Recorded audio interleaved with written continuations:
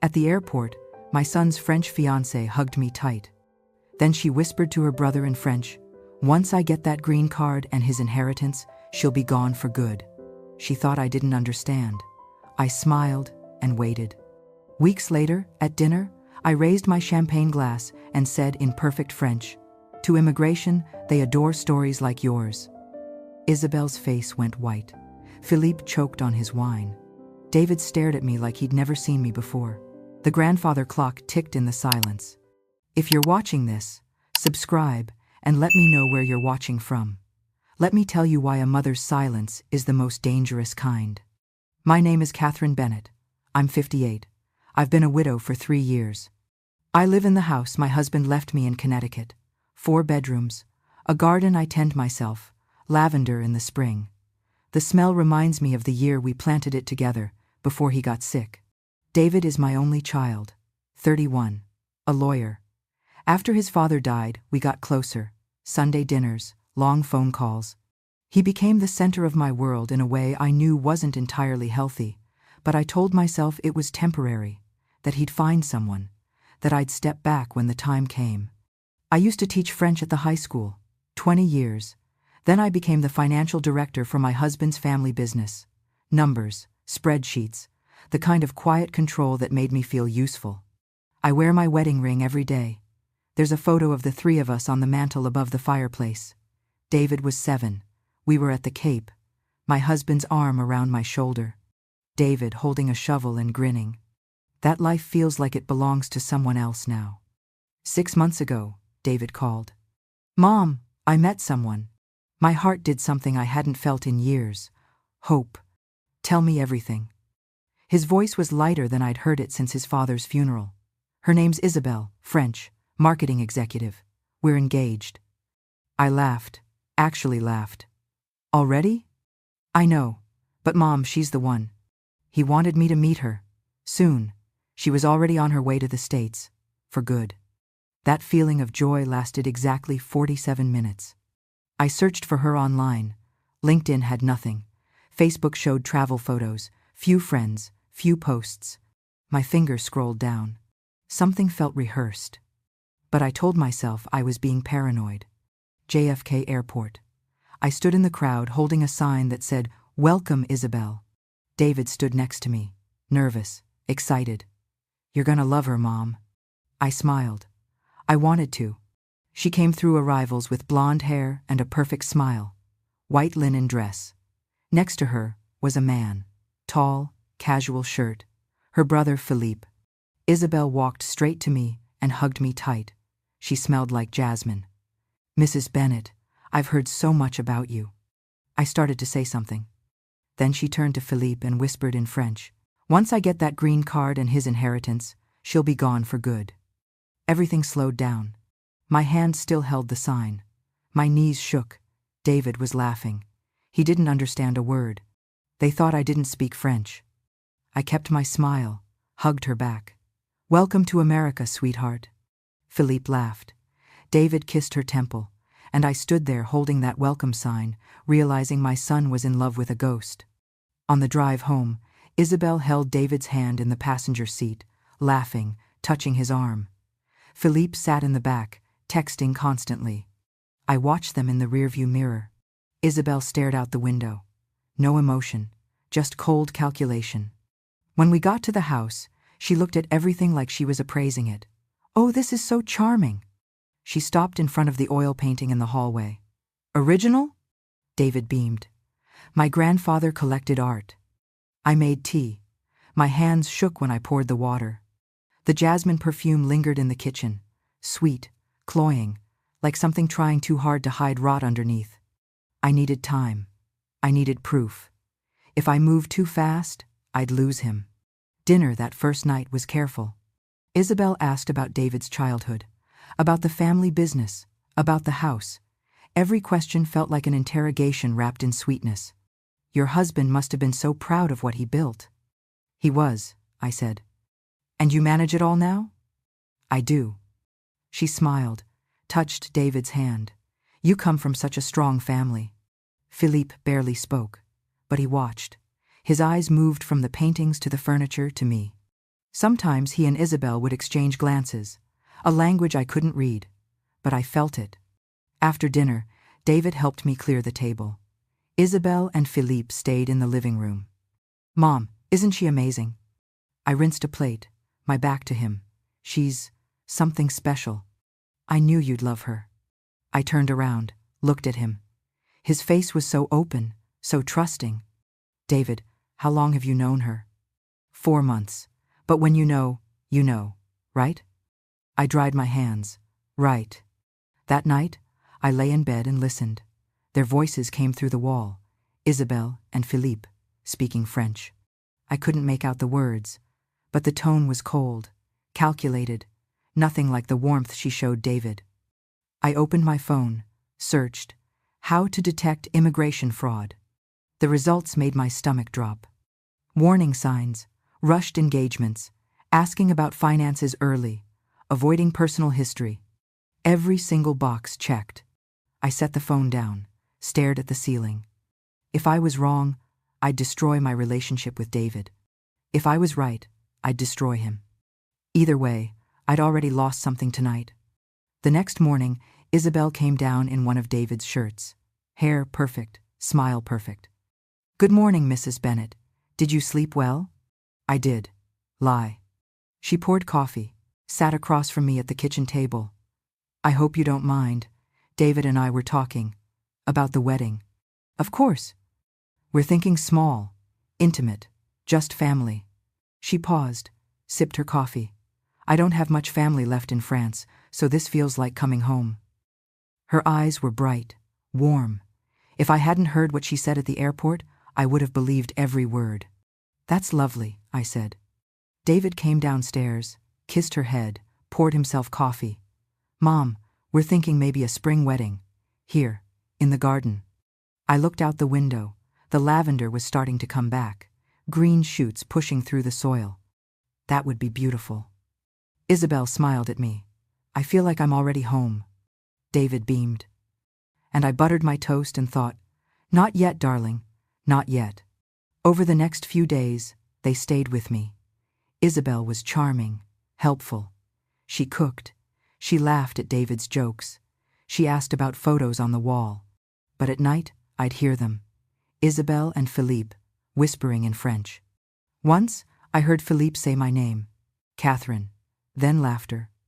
I started keeping notes, dates, things she said, questions she asked.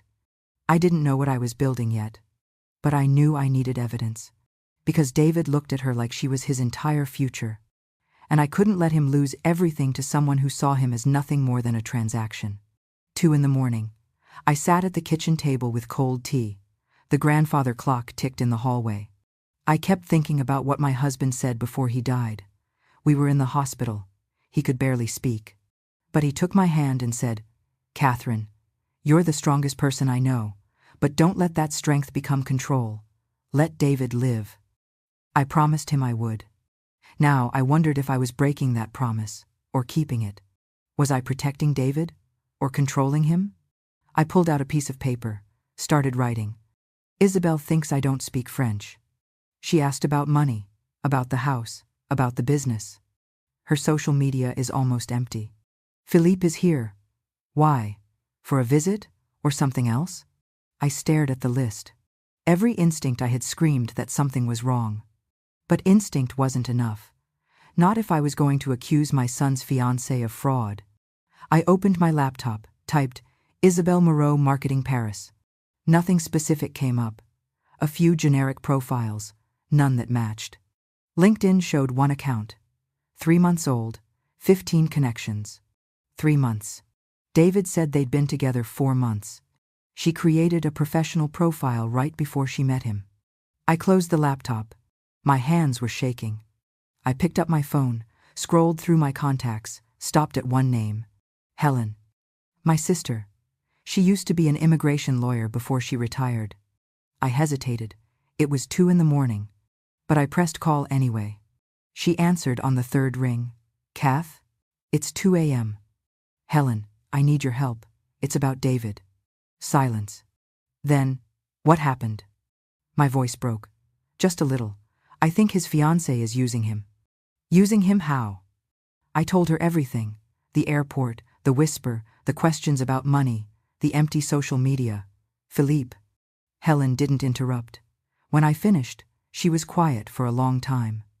You heard her say it? In French? Every word. Another pause. Kath, do you know what you're accusing her of? Yes. And you know what it'll cost you if you're right? I looked out the window. The sky was starting to lighten, just barely. Yes, and I know what it'll cost him if I do nothing. Helen exhaled. Then we do this carefully. Can you do that? I thought about David's face when he talked about Isabel, the light in his eyes. Yes, I can wait. Good. I'll make some calls. Discreet ones. Don't do anything yet. Don't tell him. If you accuse her now, he'll defend her. She'll know you're on to her. We lose our advantage. So what do I do? You smile. You welcome her. You act like the perfect future mother-in-law. And then? And then we find out who she really is. We hung up. I sat there as the sun came up. By the time David came downstairs for breakfast, I was flipping pancakes and humming. Isabel walked in behind him. She kissed his cheek, smiled at me. I smiled back. Good morning. Good morning, Mrs. Bennet. Something smells wonderful. I set a plate in front of her. I hope you like blueberries. I love them. David poured orange juice. Mom, we were thinking, maybe we could look at venues this weekend? That sounds perfect. Isabel reached across the table, touched my hand. Thank you for being so welcoming. I know this is all very fast. I looked at her. Her eyes were so sincere, her smile so warm. If I didn't know better, I'd believe her. You make David happy, I said. That's all I've ever wanted. She squeezed my hand. And inside, I started counting. Helen called that afternoon while David and Isabel were out walking. I made some calls. I have a friend who can run a background check. Quietly. It'll take a few days. Can you handle a few more days? I can handle whatever I need to handle. Kath? Yeah? If this goes where I think it's going to hurt him. A lot. Are you ready for that? I watched through the window. David and Isabel were walking back. He had his arm around her. She was laughing. He looked happier than he'd been in 3 years. No, I said, but I don't have a choice. 2 days later, I met Helen at a quiet coffee shop outside the city. She was already there when I arrived. A thin folder sat on the table in front of her. Kath, she said. She didn't smile. I sat down. What did you find? Helen opened the folder. Isabelle Moreau. Real name, Isabelle Dubois. She's done this before. Twice. My stomach dropped. What do you mean, twice? Helen slid a printout across the table. A photo. Isabelle. Different hair, different name on the caption. 2019. Munich. She got engaged to a German businessman. Relationship ended abruptly after she was denied a visa. Another photo. Same face, different setting. 2021. Toronto. She married a software engineer, divorced 6 months after she got her permanent resident card. He tried to sue, couldn't prove intent. She walked away with a settlement. I stared at the photos. My hands felt numb. How much? 200,000. Helen pulled out another page. Philippe isn't just her brother, half-brother. His real job is listed as consultant. Translation. He helps her find targets. Targets. Yes. I looked up at her. Why, David? Helen's expression softened. You're a widow. David's an only child. Clean financial records. You own the house outright. No debt. The family business has assets. On paper, Kath? You're perfect. I felt sick. She researched us. She researched him. This isn't random. She picked David the same way you'd pick a stock. Low risk, high return. I looked back at the photos. Isabel, smiling in a wedding dress in Toronto. Same smile she'd given David over breakfast. What does she want? Money, status, a green card. Then she's gone. How long? Based on the Toronto case? 6 months after the wedding. Maybe less if she thinks you're catching on. I set the photos down. My wedding ring felt heavy. What do I do? Helen leaned forward. You can't tell David. Not yet. He won't believe you. He'll think you're jealous, controlling. She'll cry. He'll defend her. And she'll disappear before we can build a case. So I do nothing? No. You do everything, but quietly. She pulled out a business card. This is Agent Morrison. ICE. She's a friend. If you can prove Isabel is defrauding the immigration system, Morrison can move immediately. Prove how? Recordings, documents, evidence that she's planning to use the marriage for material gain. If you can get her to admit her intentions on record, we have a case. I looked at the card. Agent Sarah Morrison, Immigration and Customs Enforcement. You're asking me to trap her. I'm asking you to protect your son. Silence. Helen reached across the table, took my hand. Kath, I know what I'm asking, but if you don't do this, he loses everything. His money, his trust, maybe even his ability to love again after this. I thought about David's face at the airport, the way he looked at Isabel like she was the answer to every question he'd ever had. How do I live with myself if I'm wrong? You don't have to, because you're not wrong. Helen closed the folder, pushed it toward me. Take this, read it, then decide. But Kath, decide fast, because they're planning a wedding, and once they file for that green card, the clock starts ticking. By the time we finished lunch, I had a plan. It wasn't kind, it wasn't fast. But it was the only way to save my son from someone who saw him as nothing more than a paycheck. That afternoon, I made 3 calls. First, a private investigator who used to work for the family business. I need a background check, deep one, international. He didn't ask questions. Second, a friend in finance. Can you trace some transactions for me? Quietly. She said yes. Third, Helen again. I need to know how to record conversations, legally. Audio? In Connecticut? You need 2-party consent unless you're part of the conversation. Be careful. I will. I ordered a small recording device online, overnight shipping, learned how to use the voice memo app on my phone. I wasn't a spy, just a mother trying not to lose her son. And if that meant becoming someone I didn't recognize, so be it. That weekend, Isabel announced they'd set a wedding date. 6 months. David was glowing. I smiled, raised my glass, and thought, good, that gives me time. I'd hate for them to think I wasn't making an effort. A week later, Robert called, the private investigator. Mrs. Bennett, you're going to want to sit down. I was already sitting, in my office, door locked. David and Isabel were out looking at flowers for the wedding. What did you find? Isabelle Dubois, born in Lyon, raised in Paris. She did study marketing, but there's no verifiable degree, no employment history that checks out. Most of the companies she listed on her resume don't exist anymore, or never existed at all. My pen stopped moving across the notepad. Go on. Her work history is vague, small firms, short contracts, nothing concrete. But here's where it gets interesting. 10. He paused.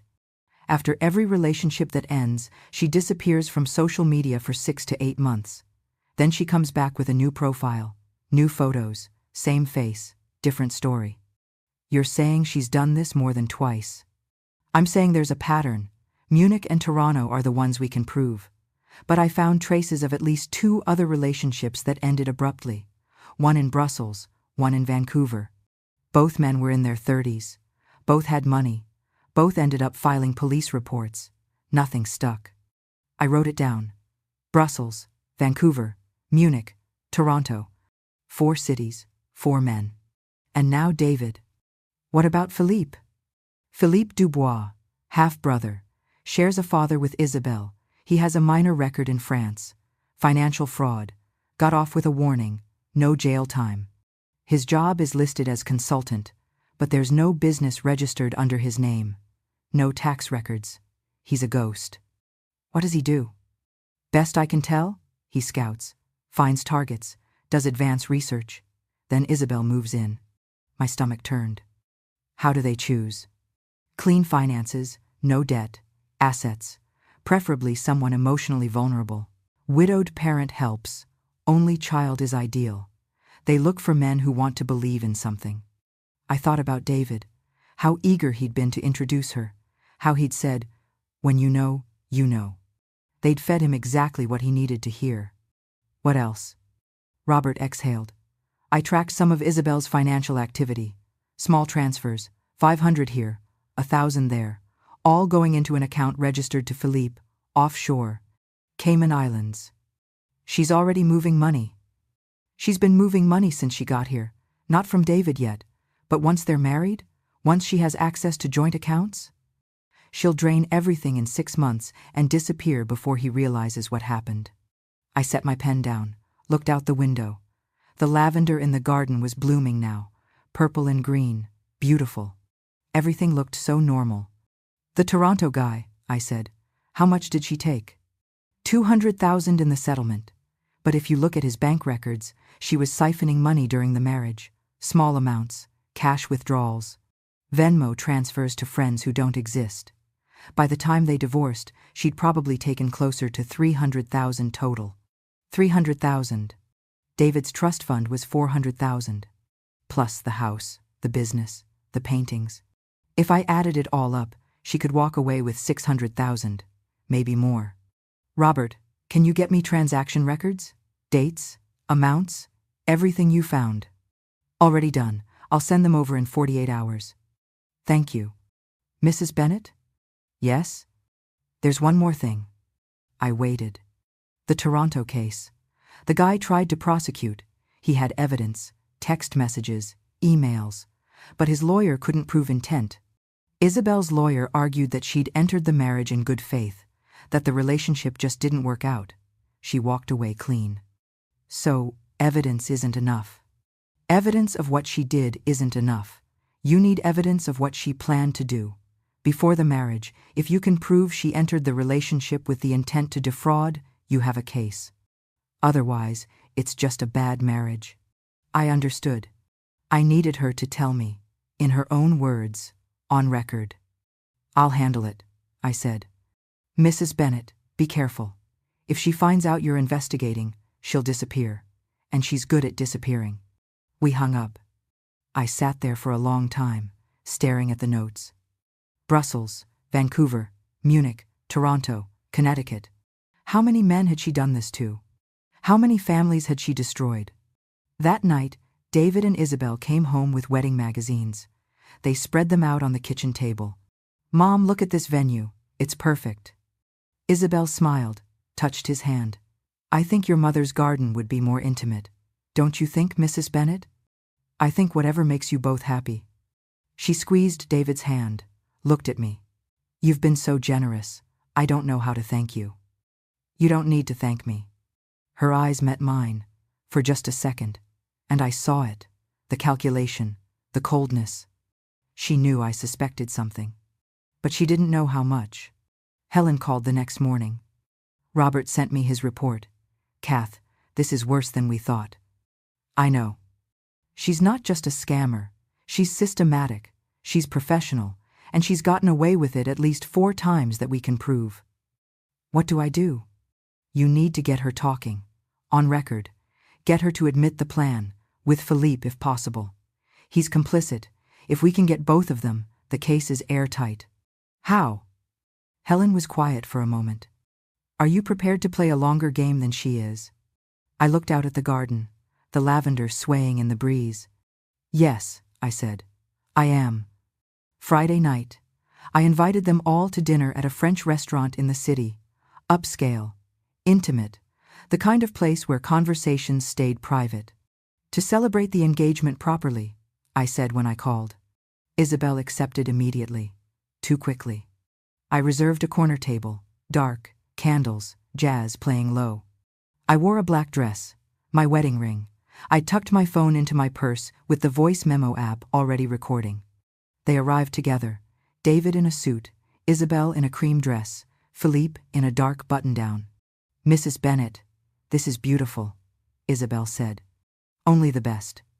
Saturday I ordered Bordeaux, the expensive bottle. We talked about the wedding, about David's work, about nothing important. I watched Philippe. He barely touched his food. His eyes kept moving, scanning the room. He knew something was off. After the main course, David excused himself. Restroom. I stood. I need to take this call. Work emergency. I walked toward the small balcony, close enough to see them, far enough to seem out of earshot. My phone was still recording in my purse on the table. Through the glass, I watched them. Isabel leaned toward Philippe, started speaking French. I couldn't hear through the glass, but I'd positioned my purse perfectly. The microphone would catch everything. 5 minutes? I counted. Then I walked back in. They stopped talking immediately, smiled. Everything okay? Isabel asked. Just fine. We finished dessert, said goodnight. David drove them back to their hotel. I went home, locked the door, sat at the kitchen table, and played the recording. Static at first, then voices. Isabel, in French. He's so easy, like a puppy. Philippe. And the mother?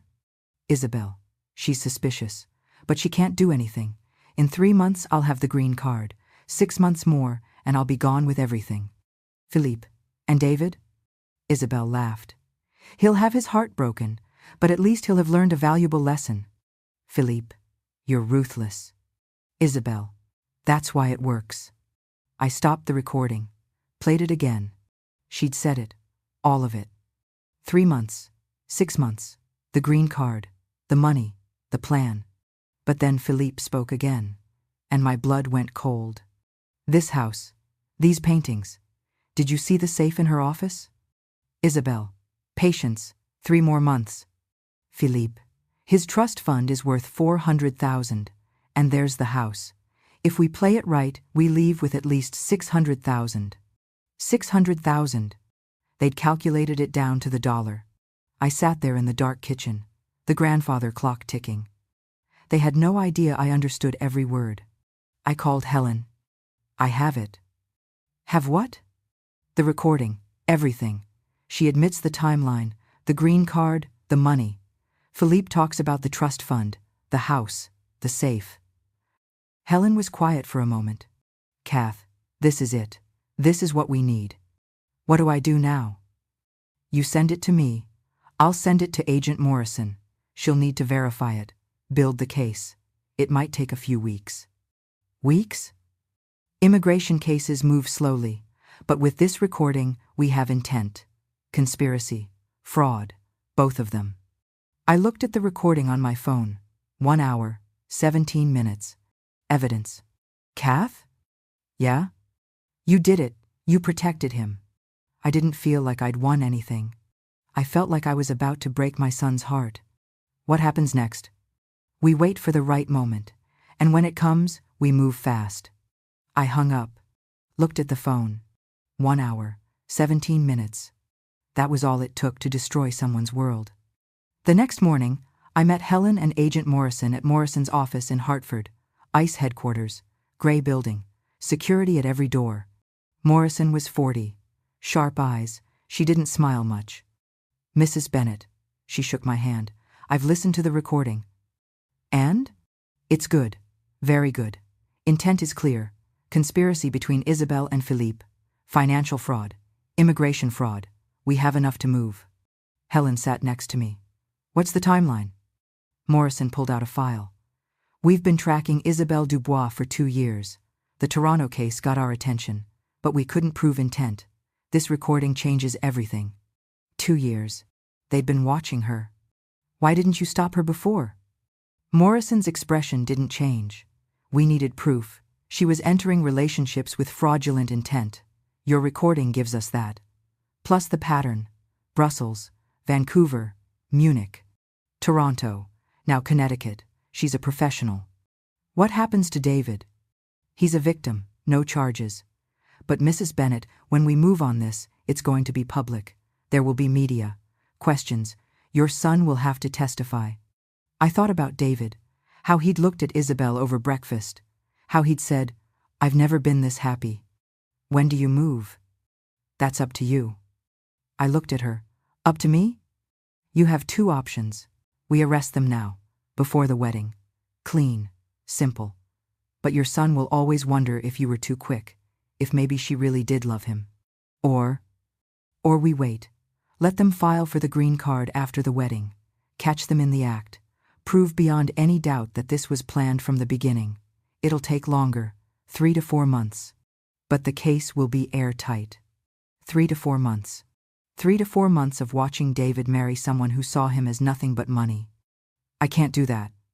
Helen touched my arm. Kath, think about it. I am thinking about it. If I let him marry her, he'll never forgive me. He'll think I knew and did nothing. Morrison leaned forward. Mrs. Bennet, I understand.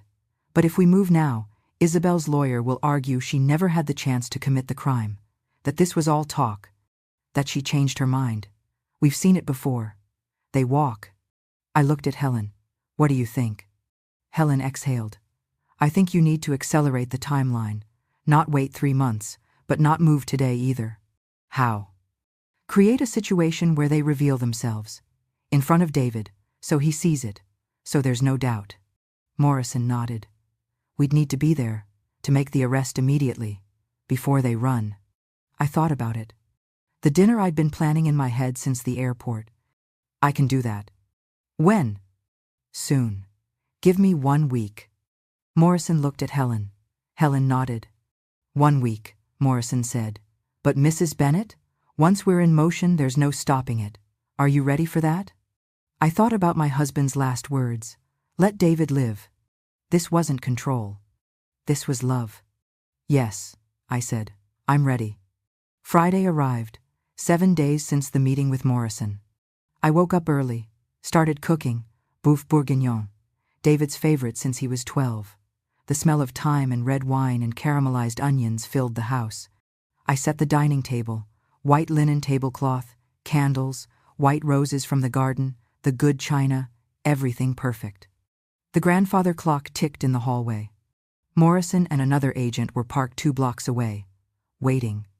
Helen was on standby, phone in her hand. I'd invited them all for dinner. Just family. Isabel, Philippe, David, me. I want to celebrate, I'd said when I called, before things get too busy with the wedding. Isabel had hesitated, just for a second, then agreed. I wore a navy dress, my wedding ring. The recording device Helen had given me was clipped to my bra, small, invisible, backup in case my phone failed. I checked my reflection in the hallway mirror. I looked calm. I didn't feel calm. I felt like I was about to step off a cliff. David arrived first. He hugged me. Mom, this smells amazing. I hope you're hungry. Always. Isabel and Philippe arrived 10 minutes later. She wore a pale blue dress. He wore a navy blazer. They walked in together. Isabel kissed my cheek. Mrs. Bennet, you didn't have to go to all this trouble. No trouble at all. Saturday, I poured wine, served the first course. Everyone ate, talked, laughed. Everything felt normal. But under the table, my hands were shaking. Morrison was 2 blocks away. The recording device was running. And in less than an hour, everything was going to break. The main course, I brought out the boeuf bourguignon, steam rising, the smell thick and rich. David served himself. Mom, you've outdone yourself. Isabel smiled, took a small portion, but she barely ate. Her fork moved food around the plate. Philippe was quieter than usual. His eyes kept moving to the windows, to the door, to his phone on the table. Is everything all right? I asked. Yes, Isabel said quickly, just tired. But her hand trembled when she reached for her wine glass. I watched them. They were nervous. They knew something was wrong. They just didn't know what. David didn't notice. He was talking about a case at work, about a vacation he and Isabel were planning. Optimistic, happy. I wanted to reach across the table and hold his hand. Tell him I was sorry. Tell him this was going to hurt. But I couldn't, not yet. I'll clear the plates, I said. David stood. I'll help. No, stay. I've got it. In the kitchen, I texted Helen. 1 word. Soon. She texted back immediately. Ready. I took a breath, looked at the dessert on the counter. Tarte tatin, golden, perfect. I picked up the plates and walked back. Isabel and Philippe were speaking French, low voices, fast. I caught fragments as I approached. Philippe, I don't like this, she's acting strange. Isabel, relax, she knows nothing. Philippe, and if she does? Isabel, we leave, tonight. Philippe leaned closer. This house, these paintings. Did you see the safe in her office? Isabel, patience, 3 more months. I stepped into the room. They stopped talking, smiled. Desert anyone? Isabel stood. Fast, too fast. Actually, Mrs. Bennet, I'm feeling a bit tired. Perhaps we should. Nonsense. I set the tart down. I made this just for tonight. David looked at Isabel. Come on, just one more course. She Saturday slowly, her eyes on me. Philippe checked his phone again, then looked at Isabel. A signal I couldn't read. She wanted to leave. She wanted to leave now. But she couldn't, not without raising suspicion. I cut the tart, served each piece, poured coffee. Before we eat, I said, I'd like to make a toast. David smiled. Sure, Mom. I picked up my champagne glass, the one I'd filled earlier. Expensive, the kind you save for special occasions. In French, I said, if that's all right. Isabel's face went pale. Philippe's hand froze on his fork. David looked confused. Mom, you speak French? I used to teach it, I said. Calm, steady, 20 years. Isabel's smile was frozen. Of course, Mrs. Bennet. That's lovely. Philippe started to stand. Actually, Isabel, we should sit, I said. My voice wasn't loud, but it cut through the room. He Saturday. David looked from me to Isabel to Philippe. What's going on? I raised my glass higher. And in perfect, flawless French, I said, to immigration, they adore stories like yours. The room went silent. Isabel's glass slipped from her hand, shattered on the floor, wine spreading across the white tablecloth like blood. Philippe pushed his chair back, stood. David stared at me. Mom, what are you doing? I set my glass down, gently, looked at Isabel. Tell him, I said. Isabel stood frozen. Her face was white. No more warmth, no more sweetness, just cold calculation. Mrs. Bennet, I don't know what you think you heard. I heard everything. I switched to French, perfect accent. At the airport, you told Philippe that once you got the green card and David's inheritance, I'd be gone for good. David's head snapped toward Isabel. What? She's lying, Isabel said, still in English, voice rising. David, she's trying to control you. She can't stand that you love someone. At the restaurant, I continued, you said David was easy, like a puppy. David stood up. Mom, stop. I pulled out my phone, set it on the table, pressed play. Isabel's voice filled the room. In French. He's so easy, like a puppy. Philippe's voice. And the mother? She's suspicious, but she can't do anything. In 3 months, I'll have the green card. 6 months more, and I'll be gone with everything. David went completely still. The recording kept playing. Philippe, this house, these paintings, did you see the safe in her office? Isabel, his trust fund is worth 400,000, and there's the house. If we play it right, we leave with at least 600,000. I stopped the recording. The silence was deafening. David looked at Isabel. His face had no expression, like he'd shut down. Tell me that's not you. Isabel's eyes filled with tears. David, please, this is all a misunderstanding. Your mother recorded us without permission. She's been spying. Tell me that's not your voice. She reached for his hand. He pulled away. David, is that you? Her face changed. The tears stopped. The mask fell. Yes, just like that. One word. Philippe was already moving toward the door. Sit down, I said in French. Agent Morrison is outside. You run, you make it worse. He stopped. David was staring at Isabel. You were going to... It wasn't personal, she said, her voice flat now. No emotion. You were a job. A job. A good one. Clean finances. Trust fund. Widowed mother who'd probably die soon anyway and leave you everything. Philippe found you at a coffee shop. We researched you for 2 weeks before I approached you. David's voice broke. The coffee shop. You said it was fate. It was strategy. I watched my son's face crack. It was like watching glass shatter in slow motion. Did you ever? He couldn't finish. Love you? Isabel laughed. Actually laughed. No, I don't love anyone. This is what I do. You're not special. You're not even the first this year. Philippe spoke for the first time. In French. Isabel, shut up. Why? It's over. She has recordings. She has evidence. We're done. She turned to me.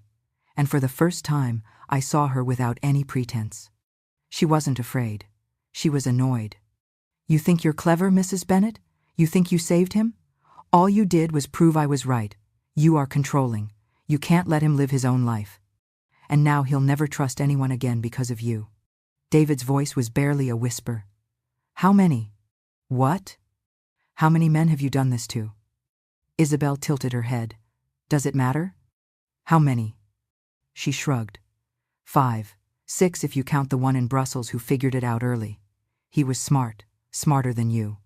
The doorbell rang. I stood, walked to the door, opened it. Agent Morrison, another agent behind her, badges out. Isabelle Dubois? Philippe Dubois? I'm Agent Sarah Morrison with Immigration and Customs Enforcement. You're both under arrest for conspiracy to commit immigration fraud, financial fraud, and identity theft. The second agent moved quickly. Handcuffs. Isabel didn't resist. She just looked at David. You'll never get over this. Every woman you meet from now on, you'll wonder if she's like me. You'll never trust anyone. And that's on her. She nodded at me. Not me. Her. They led her to the door. Philippe went quietly. He didn't look at anyone. At the threshold, Isabel turned back, looked at me, said in French, You destroyed my life. I answered in French. No, you destroyed your own. The door closed. Silence. David was still standing at the table, staring at nothing. David. How long? His voice was hollow. What? How long have you known? I couldn't lie. Not now. Since the airport. He looked at me. Really looked at me. You've known for weeks. You let me fall in love with her. You let me plan a wedding, all while knowing I didn't know how else to protect you. By breaking my heart? The words hit like a punch. David, she was going to take everything. Your money, your trust, your... So you took it instead. He picked up his jacket, walked to the door. I need to leave. David, please. Please what? Please forgive you? Please thank you? He stopped, hand on the doorknob. You were right, Mom, about her, about all of it. But you should have told me. The door closed. Quietly. I stood alone in the dining room. The table still set, the tarte tatin untouched, wine staining the white cloth, the grandfather clock ticking. I'd won. And I'd lost everything. 3 weeks passed. David didn't call, didn't answer my calls, didn't respond to texts. I sat in the house, the same house where we'd had that dinner. I'd cleaned the dining room, scrubbed the wine stain, put away the china. But I could still see it. The moment his face changed, the moment he realized. I couldn't sleep. I'd sit at the kitchen table at 2 a.m, drink cold tea, listen to the grandfather clock. Had I done the right thing? I'd saved his money, his trust fund, his assets. But I hadn't saved him. Helen called every few days. Kath, he needs time. How much time? As much as he needs. Agent Morrison called once. To tell me the case was solid. Isabel and Philippe were being deported. They'd testify against a larger fraud network in exchange for lighter sentences in France. Your son may need to testify, she said. I know. Is he doing okay? I didn't know how to answer that. He will be, I said. But I didn't believe it. One night, I pulled out the folder Helen had given me, the one with Isabel's history. Brussels, Vancouver, Munich, Toronto. 5 men before David. 5 families destroyed. I'd stopped her, but at what cost? I thought about my husband, his last words. Don't let that strength become control. Let David live. Had I controlled him? Or protected him? I didn't know anymore. The lavender in the garden started to wilt. I hadn't been taking care of it, hadn't been outside much at all. Everything felt gray. I wrote David a letter, by hand, on paper. I didn't send it. I just needed to say it, even if he never read it. David, I know you hate me. I don't blame you. But I need you to know, I didn't do this to control you. I did it because losing you to a lie would have killed me. Watching you lose yourself, that was worse than anything. You said I should have told you. You're right. But you wouldn't have believed me. You would have defended her. She would have known. And she would have disappeared before we had proof. I'm not asking you to forgive me. I don't know if I'd forgive me. I'm just asking you to understand that everything I did because I love you. Even when it hurts. Even when it costs me you. Mom. I folded the letter. Put it in a drawer. Helen came over one afternoon, found me sitting in the garden, the lavender half dead around me. Kath, you can't keep doing this. Doing what? Punishing yourself. I'm not. You are. She sat next to me. You did what you had to do. Isabel was going to destroy him. You stopped her. And destroyed him anyway. No, you hurt him. That's different. I looked at her. Is it? Helen took my hand. He's angry. He's heartbroken. But he's alive. He has his future. He has his money. And eventually, he'll understand. What if he doesn't? Then you live with that. But Kath, you can't undo what you did. And you shouldn't. You saved him from something worse. I wanted to believe her. But every time I closed my eyes, I saw David's face, the way he looked at me, like I was a stranger. She was right, I said quietly. Who? Isabel. She said I'd make it so he'd never trust anyone again. And she was right. Helen squeezed my hand. No, she's not right, because David is smart and strong, and eventually he'll realize that what you did wasn't betrayal, it was love. How do you know? Because I know David, and I know you. She stayed for tea. We didn't talk much, just Saturday. When she left, I walked back to the garden, looked at the lavender, and I started pulling weeds. It wasn't much, but it was something. A week later, I got a text. From David. I'm not ready to talk. But I wanted you to know, Agent Morrison sent me the full case file. I read everything. Toronto, Munich, all of it. I'm not ready to forgive you, but I understand why you did it. I need time. I read the text 10 times. He wasn't ready to forgive me. But he understood. It wasn't forgiveness. But it was a start. I went to the garden, started replanting the lavender, the parts that had died, new shoots, green and small. It would take time to grow back. But it would grow. 6 months later, spring came back. The lavender was blooming again, purple and green. The smell filled the garden. I was outside planting roses when I heard a car pull up. I looked up. David. He got out, stood by the gate, hands in his pockets. We hadn't seen each other in person since that night. Hi, Mom. Hi, sweetheart. We didn't hug, not yet. But he smiled, just a little. I brought coffee, the kind you like. Thank you.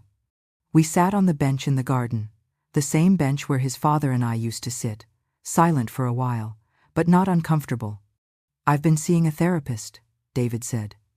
That's good. She said I need to forgive, not just you, but myself, for not seeing it. David, you couldn't have. I know, but I needed to hear it from someone else. We drank our coffee, the lavender swayed in the breeze. I met someone, he said. My heart stopped, then started again, faster. Tell me about her. Her name's Emma, she's a teacher, 4th grade. We met at a bookstore. She was buying books for her classroom. I smiled. That sounds nice. She's real, Mom. Awkward. She laughs too loud. She talks with her hands. She's nothing like Isabel. He nodded. Pause. Mom, I'm not ready to forgive you completely. Not yet. I understand. But I'm trying, and I wanted you to know that. My eyes filled. I couldn't help it. That's more than I could ask for. He looked down at my hand, at the wedding ring I still wore. You're still wearing it. Dad's ring. Every day. He'd be proud of you, you know, for protecting me. I shook my head. I don't know about that. I do, he told me once, before he died. He said if anything ever happened to me, you'd move heaven and earth to keep me safe. He said you were the strongest person he knew. The words broke something in me, something that had been holding tight for 6 months. He also said I shouldn't let that strength become control. Yeah, but Mom, what you did wasn't control. It took me a long time to see that, but it wasn't. I couldn't speak, just nodded. David stood. I should go. But, can I come back? Next week? Anytime. Always. He hugged me. Quick, short, but it was real. And when he left, I stood watching his car until it disappeared. We weren't okay yet, but we were trying, and that was everything. A week later, David came back, this time with Emma. She was exactly as he'd described, curly hair, glasses, a smile that was genuine. She brought lemon cookies. David said you like lemon. I do, thank you. Emma looked around the garden. This is beautiful. David told me you planted all of this yourself. Most of it. My husband and I started it together. She touched a lavender stalk gently.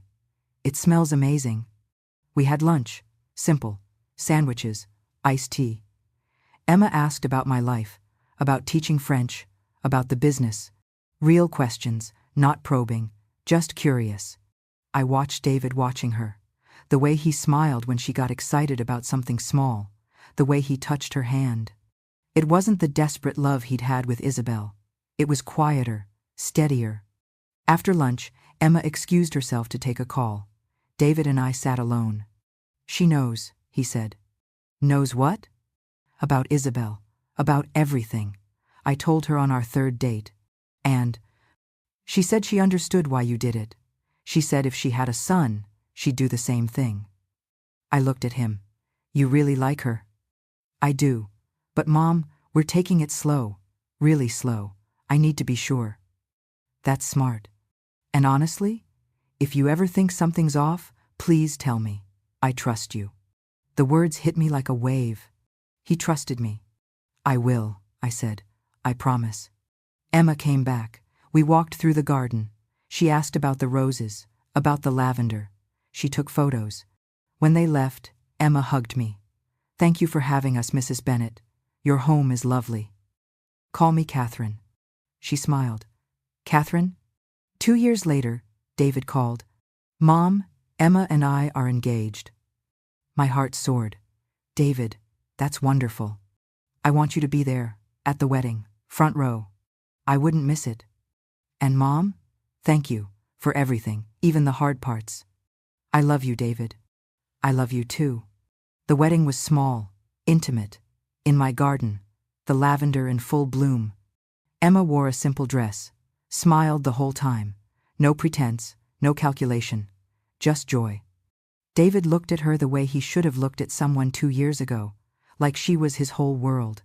I sat in the front row, tears on my face, but this time they were happy.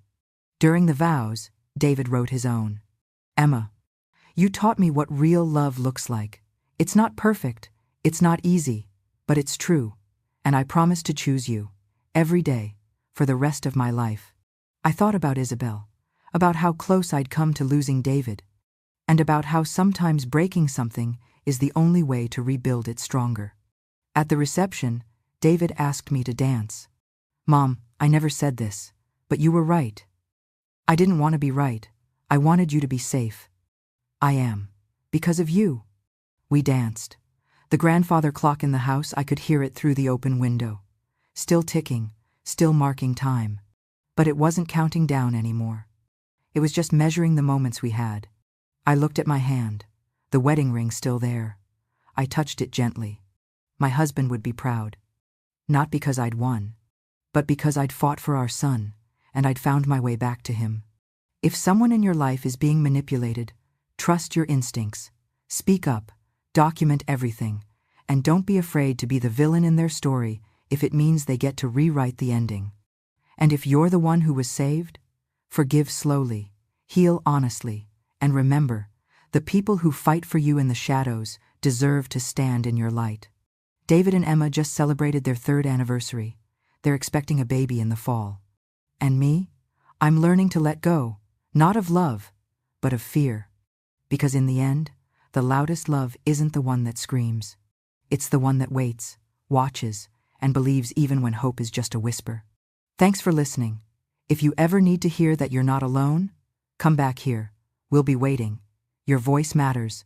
Your story matters.